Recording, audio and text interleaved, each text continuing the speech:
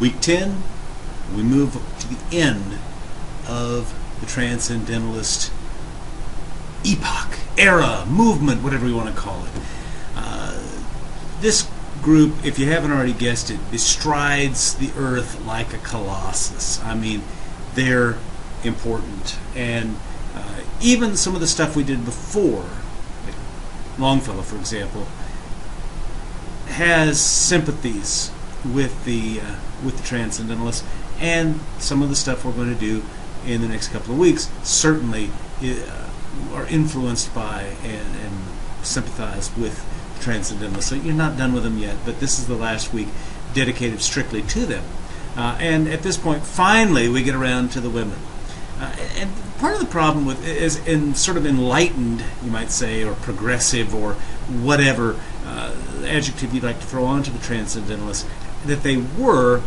That was a bad sentence, but anyway, I think you know what I'm saying.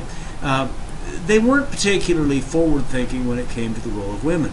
And so even though they used some very brilliant women and allowed them to do some stuff, they never quite made them equal partners.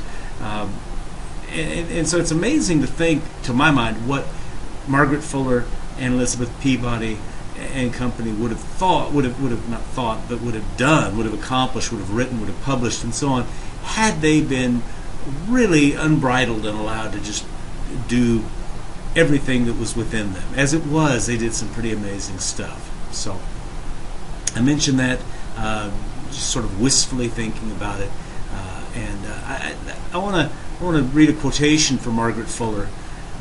It says, "Male and female represent the two sides of the great radical dualism. But in fact, they are perpetually passing into one another. Fluid hardens to solid. Solid rushes to fluid. There's no wholly masculine man, no purely feminine woman."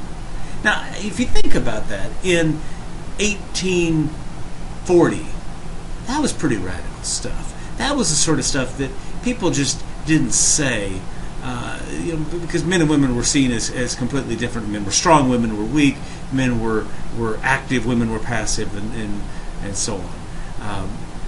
Margaret Fuller was a remarkable woman. Elizabeth Peabody was a remarkable woman.